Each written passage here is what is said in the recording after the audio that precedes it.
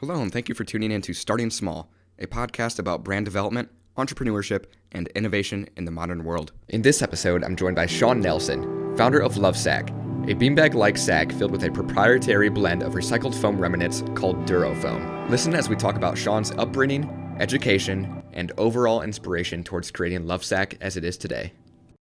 Hello, and thank you for tuning in to Starting Small. Today, I'm joined by Shawn Nelson, the founder of Lovesac. Shawn, thank you so much for joining me today. Yeah, great to be with you. Thanks for having me. Of course. So I want to start out with your upbringing. So where did you grow up and what was your childhood like? Yeah, well, I grew up in Salt Lake City, Utah, on a piece of land that my parents inherited from their grandparents and great-grandparents who were the pioneers, the Mormon pioneers of the area. It was essentially my great-grandfather's farm that all of then the extended cousins and aunts and uncles and second cousins sort of had a piece of. And so my family was massive. Not polygamous or anything like that in Utah, but just a big extended block and surrounding blocks of cousins and aunts and uncles is a lot of fun. And my dad built our house about the time I was born in 1976, and I grew up in that same house, and in fact made the first Lovesac in the basement of that house when I was 18 years old. Wow. That's amazing. So prior to Lovesac, did you have an entrepreneurship mindset growing up, say, as a kid, lemonade stands or any other products?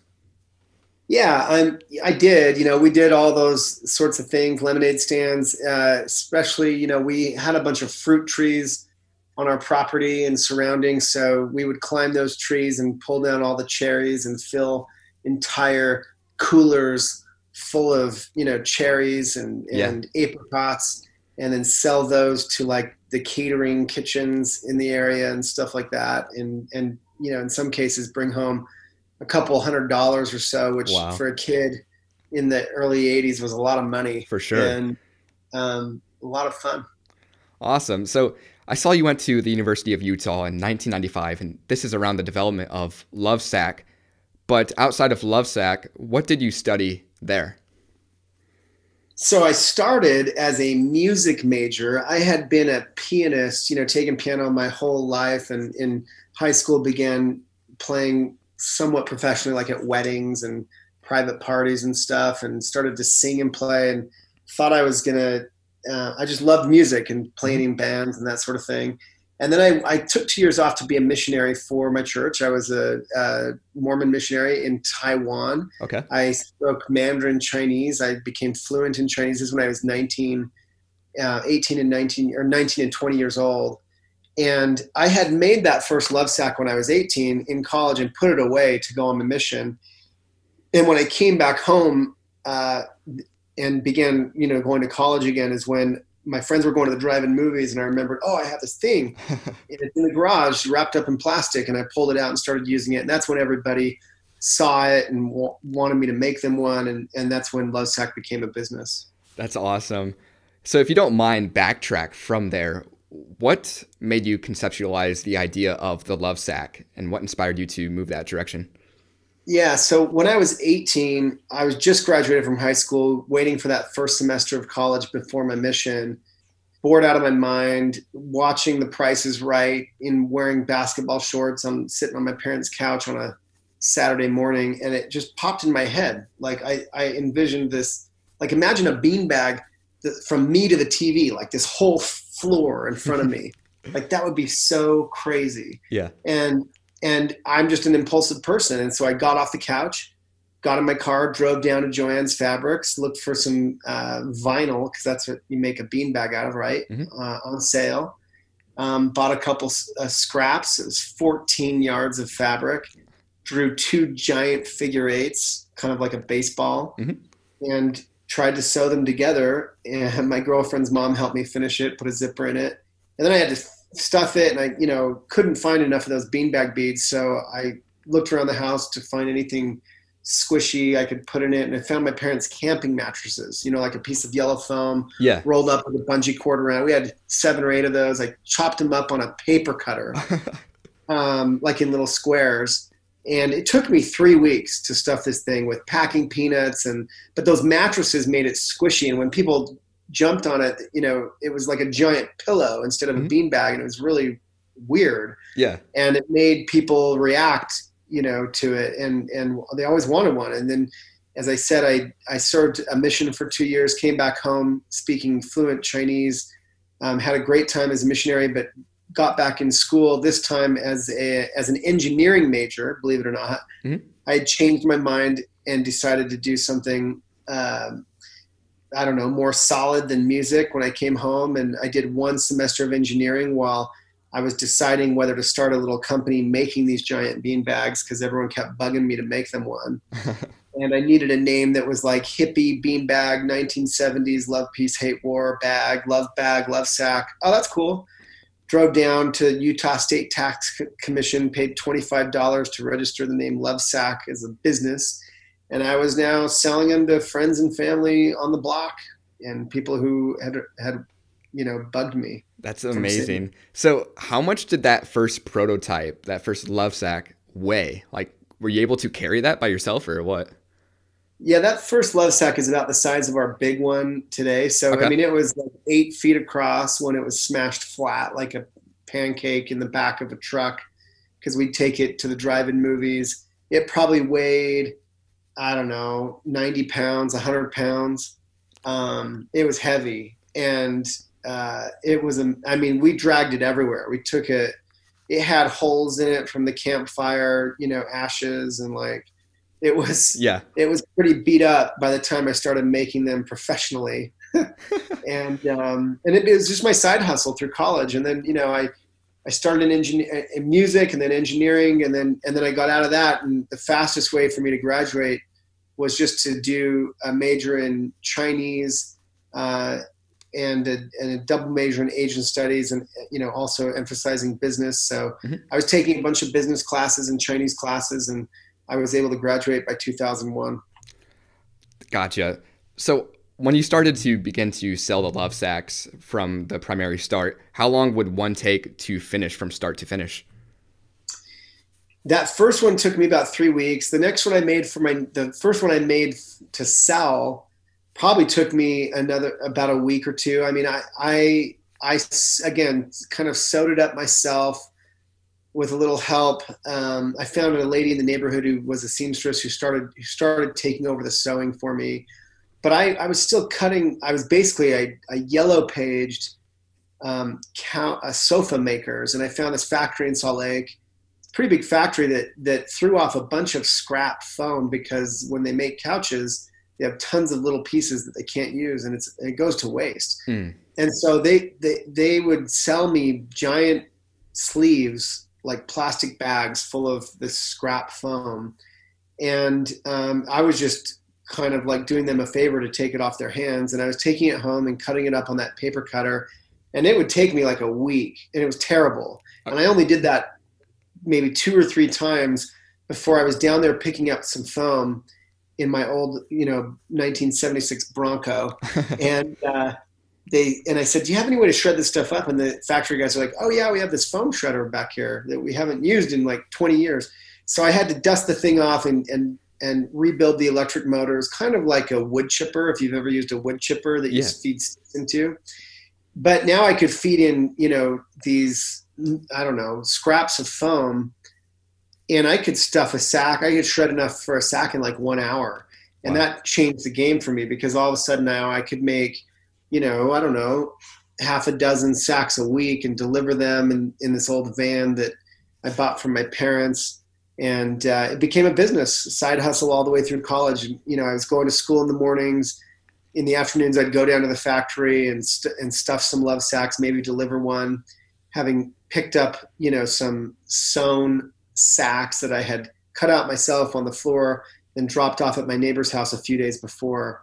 And this was sort of like my circuit. And then in the evenings after that, when the factory closed and they'd kick me out, because I was just sort of working in the back of that furniture factory, I'd go wait tables, and I was a waiter, and that's how I was actually paying, for school and my gas money. And Okay. because Lovesac never made a dime. I mean, it was every time I made any money selling a Lovesac, I had to buy more fabric and buy more foam and fix the shredder or fix the van or register for another trade show, because we'd put up a little 10 by 10 booths and sell them at boat shows, home shows, car shows, that sort of thing. Okay. So at this time, how were you advertising Lovesac? Social media wasn't really a thing at this time. So how did you do that? Now, this is late 90s, early 2000s, no social media. It was, like I said, boat shows, home shows, car shows, beer fest, Oktoberfest, little 10 by 10 booth, some Bob Marley playing on a radio, and like word of mouth, friends and family that, everyone who bought one, of course, it becomes a conversation piece. And I think that was my first lesson is, if you can just come up with a product that's actually remarkable. I read this book early on by Seth Godin called The Purple Cow, and Lovesac, like an 8-foot beanbag, is a purple cow. Like if you drive past a cow painted purple alongside the road, you would notice it and you'd probably say something about it. And I've always believed in that phrase, be remarkable, so if you have a remarkable product, something that would cause someone to say something about it, then that's a huge winning factor right at the outset. Sure. So you're at these shows, and say a customer comes up and wants to buy a sack. At this time, what did the process look like from purchase to giving them the actual sack? Did you ship it to them, or how did that look? No, they would typically at that time, make me some kind of deposit. Like they'd write me a $50 check or leave me, $50 in cash or something like that. I'd take their name and number and address, and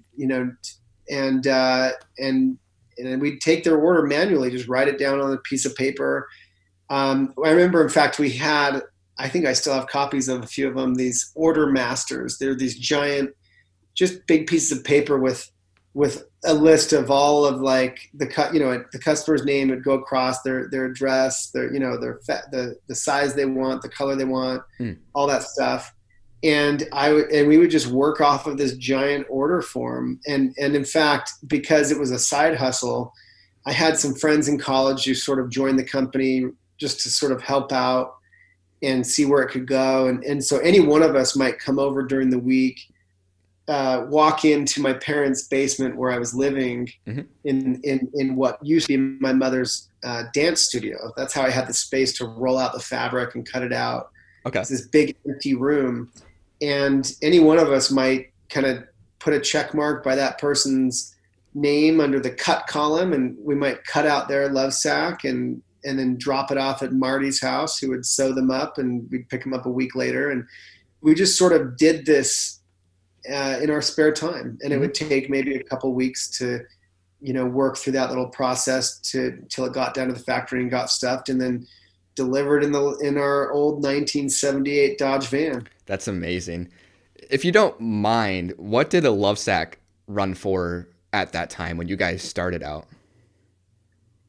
Lovesac, I think we were selling them for like, $200 or $300 depending on the size. Okay.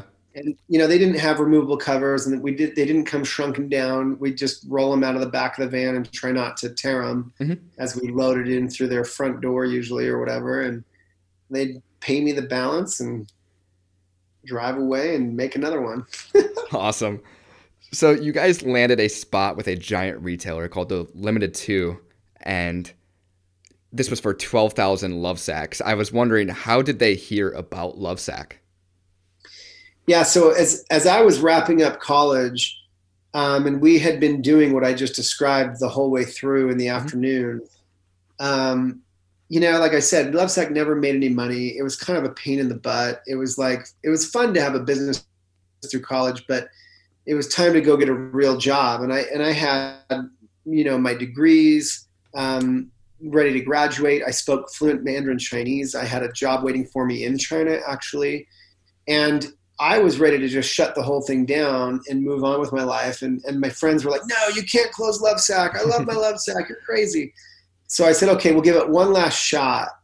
And we had sold like 50 Lovesac's to Red Bull energy drink. And it was like a lot nicer to sell 50 at a time, even though it took us like a year to make them. Yeah. If only we could get orders, like big orders like that. So we had this big idea the guy who printed our brochures told us about this big trade show in Chicago where he goes every year to look for ideas. And it was basically for companies looking to do promotional products. Like we could put your logo on this giant beanbag called Lovesac and try to get orders like Red Bull. And we went there and kind of credit carded our way there. And it was like $10,000 to enter the show. And we had to have like these really nice brochures. And like I don't know, bought some shirts and embroidered our logo on them to look official and stood there. Mm-hmm. And lots of people jumped on these Lovesacs in our little 10 by 10 booth. But nobody bought anything. And so I came home kind of dejected, but at the same time vindicated, feeling like, okay, I at least tried. Yeah. And I was actually down at the factory stuffing a Lovesac when my phone rang and I pull it out of my pocket and I look and it's an out-of-state number from Ohio. And I turn off the foam shredder and I brush the foam out of my hair and I answered it, Lovesac Corporation. And, turns out it's the limited 2. So this is like, today you'd know it as Justice. It's like a little girl's apparel store. And they said, hey, we saw you at this trade show. We love your product. We want you to make 12,000 little ones for Christmas for us and shrink them down like you said you can do and put them in these boxes. And we'll sell them, during the holiday season. It's basically $250,000 order. Wow. And at 21 years old, having only ever sold 50 at one shot, 12,000 just blew my mind. And they FedExed me this piece of fabric with little blue fuzzy fabric with little silver specks in it. They said it needs to be out of this fabric and it needs to be done by this date. And they gave me like 5 months to do it in. And I said, no problem. We're the best in the world. They had no idea that it was me and this wood chipper and like college buddies. And so I got on a plane and I flew to North Carolina to find that fabric. And the biggest fabric show in the country is happening. And sure enough, I found it. But it was like twice as expensive as I needed it to be to do their deal. And I'm about to give up again, thinking like, what am I even doing here? Like I had to credit card my way here. I'm still a waiter. I don't know how I'm going to buy 30,000 yards of fabric, even if I could. Yeah. But I'm about to give up. And this fabric merchant has all these like sample boxes behind him with Chinese writing on the cardboard boxes, and I can read it. And it's the address of the fabric mill that makes this fabric. Wow.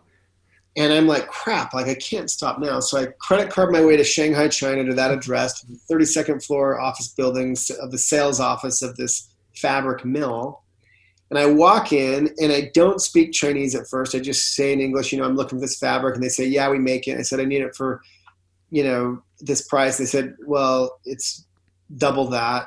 But then they start talking amongst themselves in Chinese about how much it costs to actually manufacture this stuff. And I'm just listening because I can understand everything they're saying. Yeah.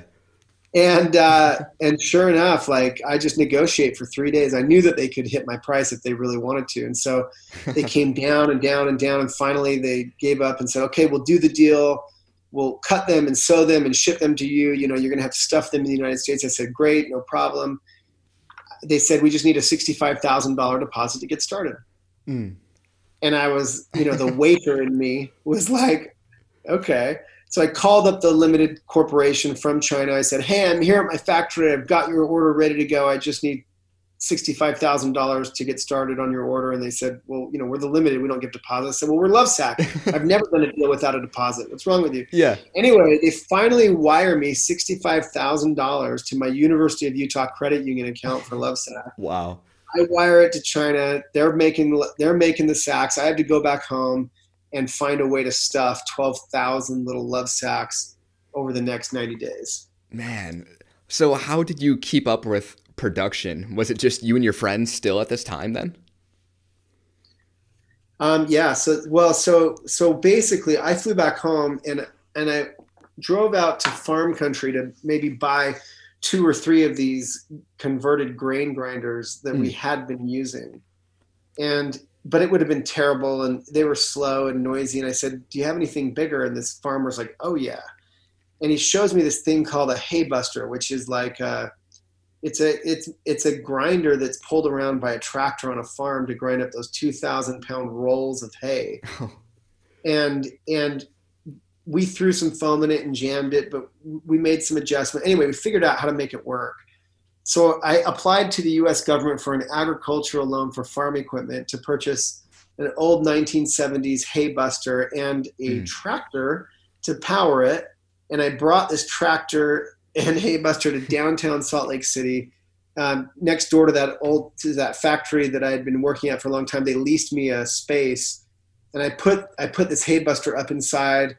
And I built a platform for the tractor to sit on at the loading dock, because the tractor has to stay outside because it's blowing smoke in the air, because the tractor, it basically runs off of the drive line of the tractor. Okay. And now I have a tractor powered factory that can shred tons of foam, and I just needed a bunch of temp laborers to help me do it. And so in September of 2001, after the container load of folded empty little Lovesac's arrived from China, we got to work filling them, and I think we had to do like 100 a day to stay on pace, and the first day we did like 30. Wow. And so we ended up having to run double shifts, and I was at 5 a.m. I was filling up 6 cans of diesel fuel, standing on the front tire of that tractor to fill it up with fuel to power us for the day. Man. By 6 a.m. we were shredding foam and unjamming the tractor every now and then. And then, those workers would go home in the afternoon, their cousins would come in, and we'd work until midnight. And it was just me and a couple of my college buddies, now graduated, working shoulder to shoulder with 20, 30 temp laborers, trying to just get this order done. And we did it. But we barely broke even. I finished this order $24,000, at 24 years old, $55,000 in credit card debt. I owned a tractor and a hay buster. I had a bunch of people who wanted to keep working, but the problem is I hadn't been out selling because I had just been trying to complete this order come what may. And so I scrambled and I went to all the furniture stores in the area, and they laughed at me and told me nobody wants to buy an 8-foot beanbag, let alone with this goofy name on it. We went to the malls maybe to open our own store. They laughed at us and told us they've got Pottery Barn and, Abercrombie and Fitch. Like, what do you want to, what kind of store are you trying to open? So one of the malls that rejected us called me back 2 weeks later and said, look, we're a brand new mall, smack downtown Salt Lake City. We'll let you in for the Winter Olympics and Christmas and the Winter Olympics. And then, in the springtime, we'll get someone real to take your spot. And I said, great, we'll take it. And we maxed out my cousin's credit cards, and we did the carpet and the paint and the neon sign and tried to look official. And we opened the first Lovesac store on November 17th of 2001, just hoping people wouldn't laugh at us. And people came in and they heard the music bumping, and they saw, a funny movie on the big screen TV, and they flopped down in a giant Lovesac to watch it.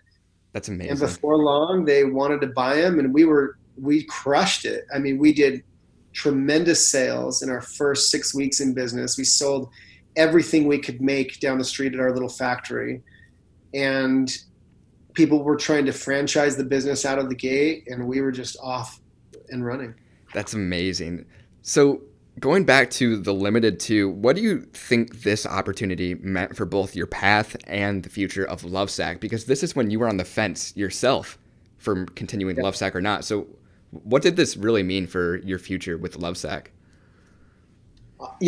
I tried to quit Lovesac numerous times leading up to finally taking that order. Yeah. During the order, I wanted to die. It was so hard to complete it, and financially, physically, nearly broke me. Did break me, honestly, but we muscled through. And then after, I really thought that we couldn't get any furniture stores to take us seriously. And so, we were always living on the edge of just financial ruin all the time. And when, you're only 24 years old and you have all this credit card debt, you feel like there's just no way out. And so in some ways, that economic pressure is what kept me going. Like I had no safety net. Yeah. I would be financially ruined. I would owe a lot of money to all these people. I'd be embarrassed, so like that honestly kept me going through the hardest times. You just had to find a way to survive. For sure. And so that order, of course, really set us up to do the next thing. And then, even after we opened the first store, it was great. And then the second store sucked, but the third store was great. And the fourth store sucked. And it was, we were just constantly on the verge of barely making it for a lot of years. Yeah. So going to 2006, you launched the Sactional. So what made you decide to go from the sacks that you were selling at this one point to full-on couches? Well, in that very first location, we had a couch in the corner just to be sort of part of like the store decor. Mm-hmm. And, you'd have the couch in the corner, then some sacks in front of it, and then the big screen TV, and people would come in and flop down. And people often, like every day, every hour of every day would they'd be maybe buying a Lovesac or looking around. They'd say, well, how much is that couch? I really like that couch. And like, we couldn't sell the couch. It was too hard to deal with. You could, one, lots of people sold couches. Two, like they're a pain to move. They're a pain to deliver, mm-hmm. They're like, then they want the matching armchair or ottoman. Like, how do we get that? Yeah. But it got us thinking, because we were asked so often about it. Like, how could we make a couch that shrinks down like we shrink down a Lovesac? And we started tearing apart couches in our garages, and basically we invented Sactionals as you know them, mm-hmm. in 2006 for that reason. Little did we know that it would set us up to sell couches online, which was just emerging as a thing, really. Mm-hmm. It would set us up even today in 2020 to be. We are the only place you can buy a high-end sectional online and have it delivered FedEx. Wow. Period. Wayfair doesn't do it. Amazon doesn't do it. Restoration, Pottery Barn, Crate and Barrel, IKEA, they all have sectionals that are like a corner piece, middle piece ottoman that probably slide apart if you move too quickly to sit down.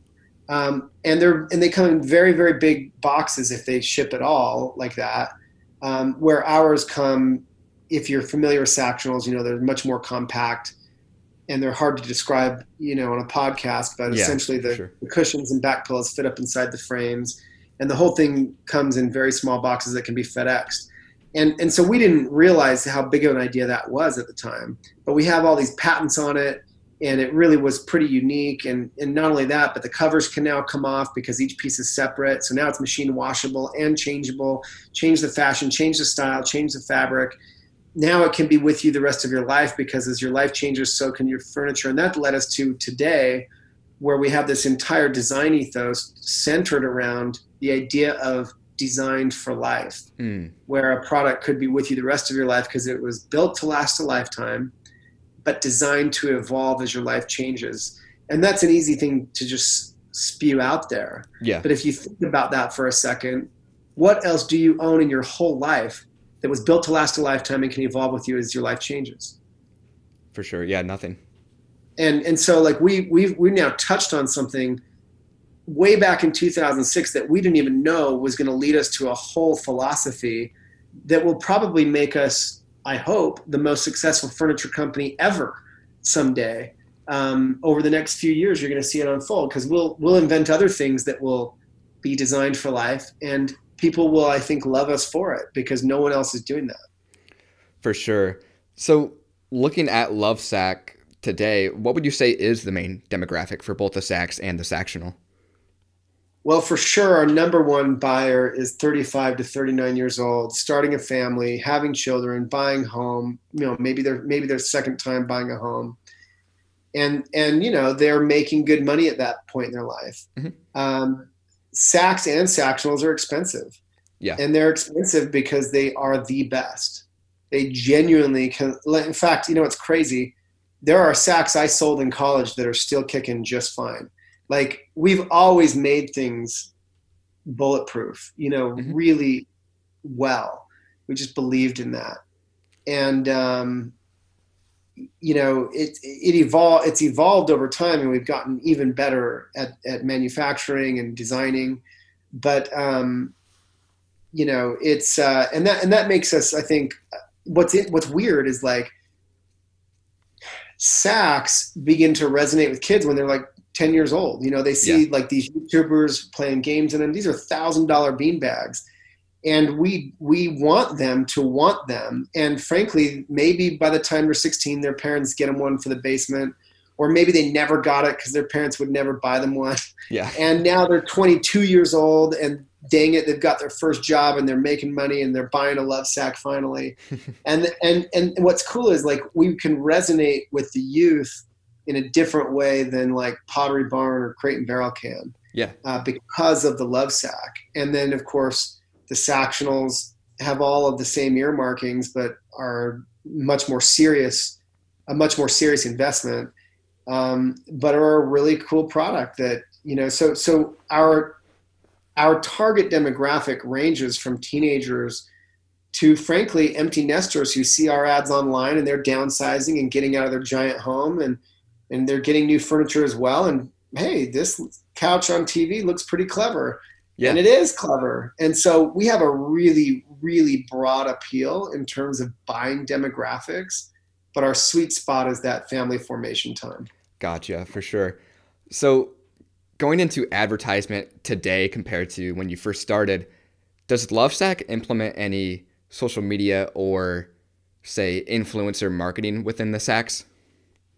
Oh, yeah. I mean, Lovesac now has a multi-million-dollar ad budget, and we're spending money on TV over the top. We're spending money, of course, huge amounts on digital advertising of every kind. The digital playbook continues to expand every day. Mm-hmm. There's new platforms, there's new methods, there's new mediums.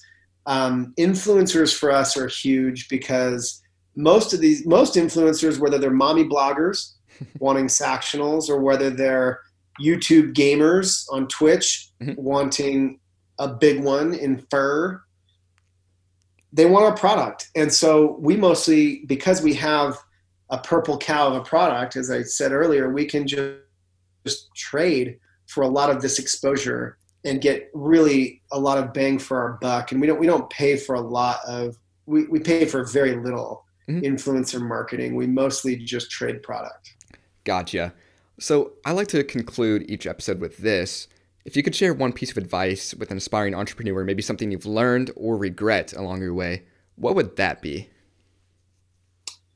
Man, I have decades of advice, but a few of the Shawnisms that I live by that emerged from the story I just told you, I would say number one, just do something. I say get off the couch is kind of my mantra. Had I just had the idea to make a giant beanbag that would be my whole living room floor size, that's one thing. But I got off the couch right then, that day, that moment, drove down to the fabric store, bought some fabric, and started cutting it out. Mm. And there's no way I could have known. In fact, as I said, it took years before it became a business. It then took decades before it became what it is today. Yeah. And I could have never known that but I had to first get off the couch. And number two, I'd say embrace economic pressure. It was scary to have those credit card bills come due and to owe all these people money. But it made me finish. It made me keep going. For sure. I had no choice. And, it's really easy for people to, scare you out of your dreams or ideas, but sometimes you need that kind of pressure to keep you going because it's too easy to quit otherwise. For sure. Well, Shawn, thank you so much for joining me. And to the listeners out there, make sure to check out Lovesac at lovesac.com. Thanks. Great to be with you. Hey, thank you for listening to this episode of Starting Small. If you would, leave a review on whatever platform you're listening on. Also, follow Starting Small Pod on social platforms to keep up to date on future guests.